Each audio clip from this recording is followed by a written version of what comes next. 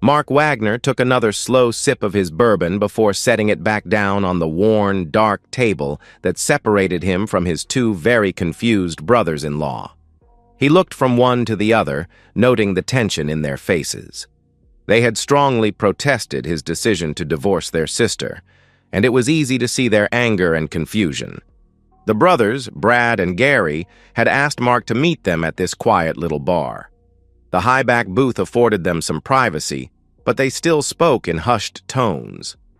Brad leaned forward, his expression a mix of frustration and disbelief. "Come on, Mark!" "You're not being fair. I know what our sister did was stupid, but you went along with it." Gary nodded vigorously beside his brother. "While there's no way I would have left my wife with a group of guys I'd just met, you allowed it. She said you told her she could stay with them and have her dances. I don't know why you'd do that, but you can't punish her for it now." Mark snorted and shook his head. "I think you guys have been skillfully misinformed. Tell me exactly what Jill told you." Gary gestured at Brad to respond, and Brad cleared his throat. "Jill said you ran into some new friends you had met earlier at that resort you visited last week for your anniversary," Brad explained. "She said they were a wild group, and you were all getting pretty drunk. At some point, you decided to call it a night and wanted to go back to your room, but she wanted to party more. You told her she could stay with them, but you'd had enough for one night and went to bed. Then later, when she tried to tell you about it, you were all upset and demanded that you both leave the resort a day early." Brad paused to take a breath before continuing. "She said you hardly spoke to her, and the two of you flew home. Jill said she tried to get you to explain why you were so angry, but you kept saying she'd made her choice. Then yesterday she got divorce papers served to her at work." Gary had been nodding to confirm all that Brad had said. "What the heck, Mark? You're divorcing my sister because she stayed out a little later than you wanted? That's insane." Mark shook his head, took another sip of his bourbon, and sighed deeply. "Guys, Jill didn't lie to you, but she didn't tell you the whole story." "Okay, well, tell us what she left out," Brad said, crossing his arms. Mark leaned back in the booth and began his account. "We'd spent the day on the beach. Jill attracted a lot of attention in the skimpy new bikini she wore. Several guys passed by our chairs for a better look, and a few even stopped and tried to strike up a conversation with her. She was obviously flattered and willingly engaged with a few who stopped to gawk at her while chatting her up. Several times I had to more or less tell them to move along, and Jill got a little huffy with me about being rude to her admirers." He paused, remembering the scene vividly. "I just kinda laughed and said I didn't want any of them to think my beautiful wife was available, so I suggested they find a single woman to chat up. I wasn't angry. I just wanted to spend some quiet time enjoying the beautiful beach with my wife. After I said that, Jill relaxed, but I could tell she didn't like me raining on her parade." Mark took another sip of his drink, eyes turning distant. "We headed back to our room and jumped into the shower together." The brothers grimaced simultaneously, and Mark nodded in acknowledgement. "Let's just say she teased me enough to get a reaction out of me, but then exited the shower, saying we needed to get going to make our reservation for dinner. We shared a bottle of wine and had a romantic dinner. I was eager to get back to the room, but she wanted to go dancing. As you know, Jill loves to dance, so we went into the little lounge adjacent to the dining area." Mark's expression darkened as he continued. "We danced a few times and then found a table. I went to the bar to get drinks, and when I came back, there was another table pushed up to ours with several young guys sitting around it and at our table. I walked up to the group and stood behind the guy who had taken my seat." His voice tightened. Jill looked up at me, reached up to accept her drink, and then resumed talking to the young stud sitting in my seat. I waited about 20 seconds while they talked. Then I sat my drink down in front of him and loudly told him he was in my seat. They both stopped talking, and he shifted over one seat. Before I could sit down, Jill shifted to my chair, patted her former chair, and slid my drink over to that seat. Mark shook his head, the memory clearly still painful. I wasn't sure what she was doing, but I sat down, and she reached over to rub the inside of my thigh. I looked down at her hand, and then turned to speak to her, but saw only the back of her head.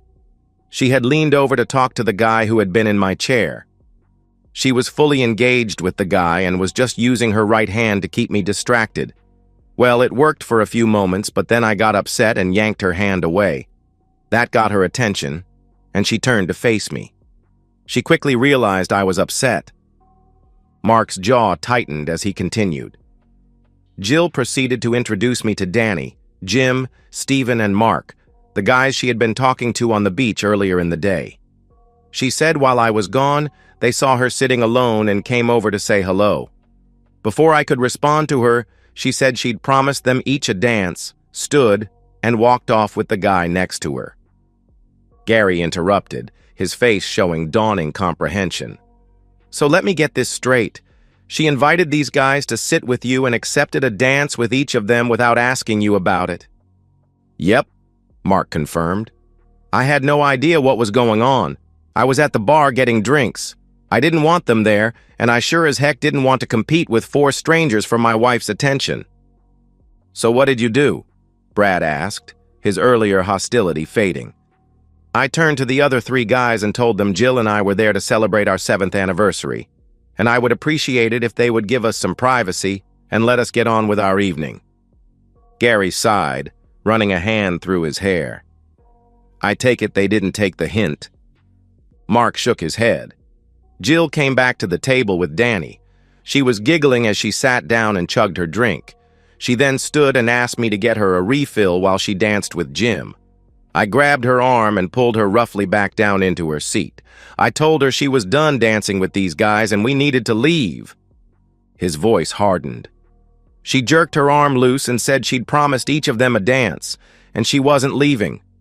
I reminded her we were there to celebrate our anniversary, and my fetching drinks while she danced with strangers wasn't my idea of celebrating. Mark's knuckles whitened around his glass. Jill stood and said I needn't bother because she was sure one of the guys would get her a drink. She said she was just having fun and I was being a jerk because I didn't get what I wanted in the shower. At that, the 4 young guys all started laughing at me and commenting that I must not be able to show Jill a good time. Oh man, Brad said as Gary shook his head. At that point, I'd had enough, Mark continued. I stood and got into Jill's face. I said I'd had enough nonsense for one night and I was leaving. I told her she could come with me and try to salvage the rest of our holiday, or she could stay and party with her new friends. Mark's voice was quiet now. I shoved her purse into her hands and stepped away from the table. I paused and looked directly at her, and she didn't move. I could tell Jill was really upset at me, but I never expected her to do what she did next. She dropped her purse back onto the table and said she was going to finish her dances. She dismissed me by saying she had her own room key, so I didn't need to wait up for her. Holy cow, Brad said, now looking genuinely shocked. Okay, granted that's disrespectful, but is it really a deal breaker? I mean, I can see why you'd be upset, but she just danced with a couple of guys and then came back to the room. Did she apologize when she came in? Mark's smile was cold. Had she done that, maybe we wouldn't have had such a big fight. But it didn't happen that way. The brothers looked at each other and slumped in their seats. What happened? Gary asked, his voice barely above a whisper. Mark leaned forward, keeping his voice low. As you can imagine, I was very angry when I got back to the room.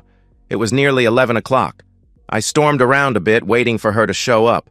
I hit the minibar and drank a couple of beers. When I finished the second beer, it was almost midnight, and I knew the lounge closed at midnight. I decided to take a shower and try to cool down. He paused, draining the last of his bourbon. She still wasn't back at 12:45, so I slipped on some shorts and went back down to the lounge. The overhead lights were on, and they were cleaning up. I asked the barmaid if she had seen my wife leave the bar. It took $50 to refresh her memory, but she told me what happened after I left. Mark's voice grew quieter, forcing the brothers to lean in. She said 2 of the guys left, and Jill hung out with the other 2, dancing and drinking until closing time. One of the guys bought 2 bottles of wine and Jill left with the 2 of them. Brad and Gary exchanged concerned glances as Mark continued.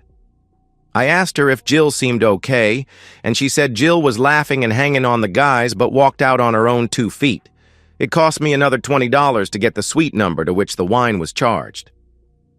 Mark's knuckles were white as he gripped his empty glass. I knocked on the door of the suite number the barmaid had given me. A shirtless guy was laughing about something when he jerked open the door.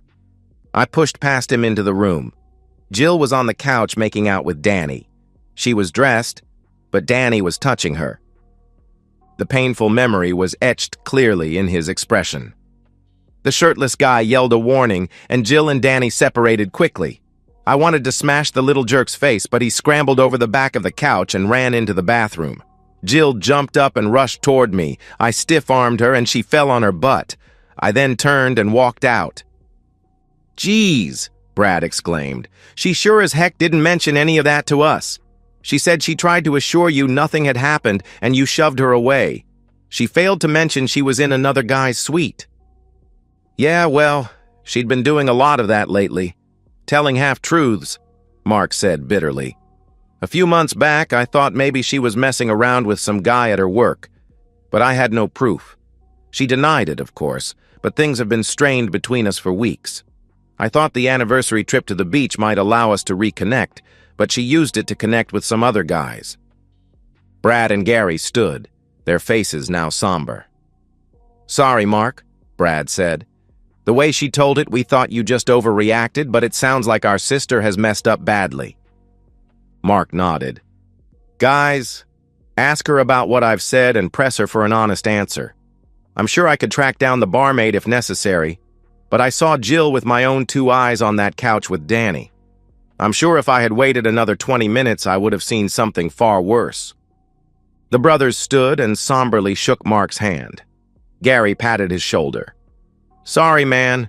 We should have known you would not have done what she accused you of. We'll square everything with our folks." As they left, Mark ordered another bourbon. His mind was already turning, though not in the direction of self-pity. No. Mark was beginning to formulate a plan. 3 days later, Mark received an unexpected call from Danny, one of the guys from the resort. The call came to his office line, which surprised him. "How did you get this number?" Mark demanded. Danny sounded nervous on the other end. "Look, man, I didn't know she was married. She wasn't wearing a ring, and she never mentioned you until you showed up at the bar." Mark's grip tightened on the phone. "What do you want, Danny?" "I feel really bad about what happened," Danny said. "Your wife. She's been calling me and texting me nonstop since you guys got back. She wants to meet up again, and I don't want any part of this mess." Mark leaned back in his chair, his mind racing. "Has she told you about our situation?" "She said you guys are separating and that it was already in the works before the resort. She said you were cool with her seeing other people. Is that true?" Mark laughed coldly. "No, Danny. That's not true at all. We've been married for 7 years. We were at that resort for our anniversary." There was a long silence on the other end. "Darn, man. I'm sorry. I really didn't know." "Send me copies of all her messages," Mark said, his voice suddenly calm. "I want everything." The next day, Mark sat in his attorney's office reviewing the screenshots Danny had sent. They were damning. Jill had not only pursued Danny after returning home, but had also openly discussed her marital situation, painting Mark as controlling and verbally abusive. She claimed the separation was a mutual decision and that Mark was fine with her seeing other people. "This changes things," Mark's attorney Richard said. "We have clear evidence of her attempting to continue the affair and defaming your character." Mark nodded, his jaw set. "I want more than just the divorce, Richard. I want justice." Richard raised an eyebrow. "What did you have in mind?"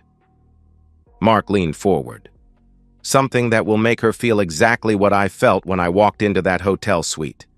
Public humiliation, loss of dignity, the works." "Be careful, Mark," Richard cautioned. Revenge can be satisfying in the moment but often leaves a bitter aftertaste. I'm not talking about anything illegal, Mark assured him. Just a taste of her own medicine. Several days later, Mark's attorney called to say Jill had agreed to his terms. They would split all their cash 50-50, she would take a bit more than half of the furniture, and they'd keep their own cars and retirement accounts.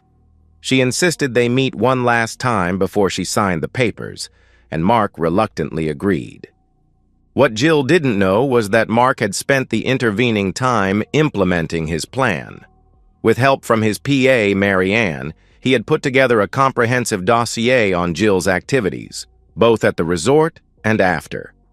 Danny had reluctantly agreed to cooperate, providing not just the text messages, but also details about what Jill had said about her marriage during their brief encounter. More importantly, Mark had confirmed his suspicions about Jill's friend from work, Jane. A private investigator had documented several meetings between Jill and a male colleague, often at a hotel during lunch breaks. The evidence was circumstantial but damning when combined with everything else. She was already at the lawyer's office when Mark arrived. Richard told him she was in the conference room waiting. When Mark stepped into the room, she stood and moved toward him, coming in for a hug.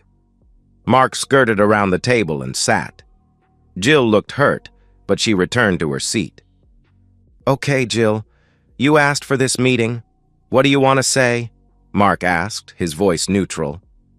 Jill leaned forward, her expression contrite. "Mark, I'm sorry for the way I acted. I was angry with you, and instead of talking things out with you, I tried to make you jealous by flirting with those guys. They were young and buff and made me feel like I was some kind of queen. The flattery went to my head and I decided I needed payback for what you'd done." Mark blinked at her, genuine confusion on his face. "What the heck are you talking about? What the heck did I do?" "Oh, come on, Mark." Jill's voice rose slightly. "I saw you at the Hilton. Jane and I both saw you hugging the young girl. You were right in front of the elevator, so Jane and I knew you'd been upstairs with her, you jerk. How could you do that to me and then just come home like nothing happened?" It took a few moments for Mark to put it together. "About 4 months ago, you saw me with a tall, beautiful African-American lady, maybe 23 to 24. "Yes!" Jill exclaimed. "She hugged you and kissed your cheek. She must have been very pleased with what you paid her." Mark's face darkened in anger. "Paid her? You thought she was a hooker?" "Spiked heels, beautiful short outfit, and she was all over you, and you were all smiles as you hugged her. It was disgusting." "So you caught me with a hooker, and you never said anything about it?" Mark asked, his voice dangerously calm. "I was going to storm over there and confront you, but Janie stopped me. She said all men are dogs, and I should get my revenge before I confront you." "Janie? Your 3 times divorced friend from work? That Janie? The girl who, after knowing me for 30 minutes, said I was not good enough for you? That Janie?"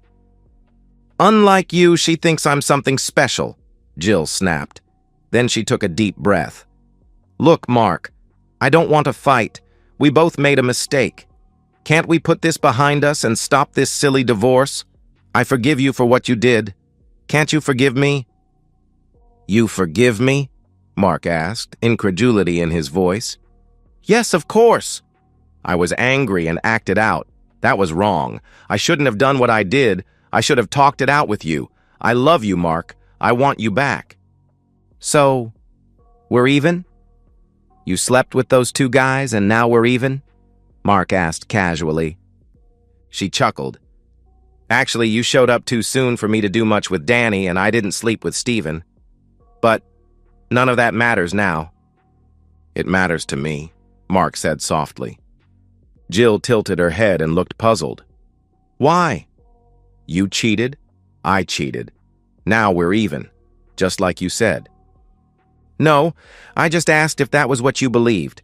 You admitted to pleasuring one guy and planning to sleep with another, but I interrupted your plans." "Yeah, so? You slept with that tramp, so we're even," she shouted. "No, I didn't, and no, she isn't, and no, we're not." "What the heck does that mean?" she asked. "You remember my PA, Marianne? Don't tell me you slept with her too. Number that Friday. You saw me at the Hilton. I had just dropped Marianne off. She got on the elevator, and a second later, the other elevator opened, and Bree stepped out. She had come down from her room to greet Marianne." Mark's voice grew calmer as he continued. "Bree was shocked to see me, but I explained that Marianne's car had died, so I took her to the Hilton. Bree hugged me and kissed me because she was so thankful I had gotten Marianne there for her big surprise. You see, Bree was having lunch delivered to her room, and during lunch, she planned to propose to Marianne." "Propose?" Jill's face showed genuine confusion. "Yes. She and Marianne have been dating for the last 3 years. But I thought, yeah, you listened to that troublemaker Janie when you both jumped to the wrong conclusion. So you never cheated?" "No, but you did, and—" Mark lifted his phone. "Now I have your recorded confession, so sign the darn papers." Mark stood up, but instead of walking out, he reached for a folder on the side table. "But before you do, I have something I want to show you." Jill looked at him warily as he pulled out a tablet and placed it in front of her. "What's this?" "Press play," Mark instructed. Jill hesitantly pressed the play button.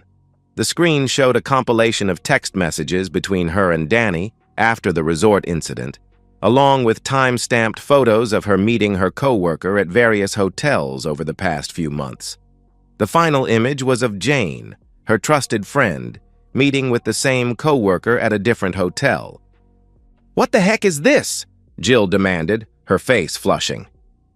"That's just the appetizer," Mark said calmly.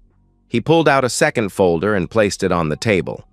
"In here are sworn statements from Danny about your behavior at the resort and afterward. There's also a statement from your colleague's wife, who is now filing for divorce herself. She's quite grateful for the evidence we shared with her." Jill's face had gone pale. "You can't do this to me." "I already have," Mark said. "But don't worry, I'm not done yet." He pulled out his phone and sent a text. Moments later, the conference room door opened, and in walked Jill's parents, followed by her boss from work. "Mom? Dad? Mr. Reynolds? What's going on?" Jill stammered, rising to her feet. Mark gestured for everyone to take a seat. "I thought it was important that everyone hear the truth directly. You see, Jill has been spreading some rather hurtful lies about me, both personally and professionally." "Mark, please," Jill pleaded, her voice barely above a whisper. "You accused me of cheating, then used that as justification for your own infidelity. You told Danny I was verbally abusive. You told your co-workers I was controlling and jealous. And worst of all, you've been having an affair with a married man at your company, violating not just your marriage vows but also company policy on workplace relationships." Mr. Reynolds, Jill's boss, looked particularly uncomfortable. "Is this true, Jill?" Before she could respond, Mark played the recording he'd made just minutes earlier, where Jill admitted to her actions at the resort. Her parents looked devastated. Her father couldn't even meet her eyes. Her mother dabbed at tears with a tissue. "I didn't come here to humiliate you, Jill," Mark said, his voice losing some of its edge. "I came here to set the record straight. I wanted everyone to know that I never cheated on you. I never abused you. I loved you faithfully for 7 years." He turned to her parents. "Mr. and Mrs. Thompson, I'm sorry it's come to this. I truly loved your daughter, and I thought we had a good marriage. I wish things had turned out differently." To Mr. Reynolds, he said, "I apologize for bringing this into your workplace, but I felt it was important you knew the truth, especially given the company's strict policies on workplace relationships." Mark gathered his materials and stood. "The papers are ready to be signed. Richard will handle the rest. Goodbye, Jill." As he turned to leave, Jill called out, "Mark, wait!" "Please." He paused at the door but didn't turn around. "I'm sorry," she sobbed. "I was wrong about everything. Please don't do this." Mark finally turned to face her. You did this, Jill. Not me. Actions have consequences. With that, he walked out, closing the door behind him. 6 months later, Mark sat on the patio of his new beachfront condo, watching the sunset with a glass of bourbon in hand. The divorce had been finalized 3 months ago, and contrary to what many of his friends had warned, he felt no remorse about how he'd handled things. Jill had been forced to resign from her position after the company launched an investigation into her relationship with her married colleague. She'd moved back in with her parents temporarily before finding a job in another state. Her brothers occasionally reached out to check on Mark, having firmly taken his side in the divorce. The sound of the sliding door opening behind him made Mark smile. Grace, Bree's older sister, stepped onto the patio carrying 2 plates of food. "Dinner is served," she announced, setting the plates on the table. "Though I still think I should be concerned that you're more interested in watching the sunset than helping me in the kitchen." Mark laughed and pulled her onto his lap.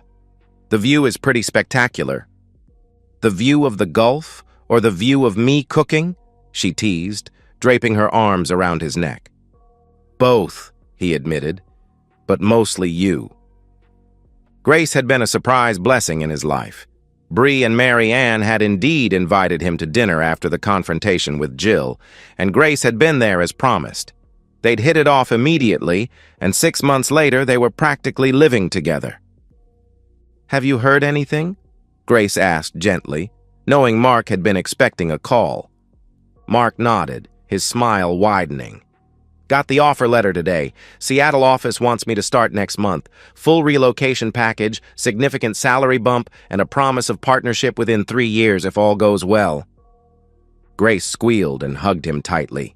"That's fantastic. I told you they'd be crazy not to want you. And you're still sure about moving?"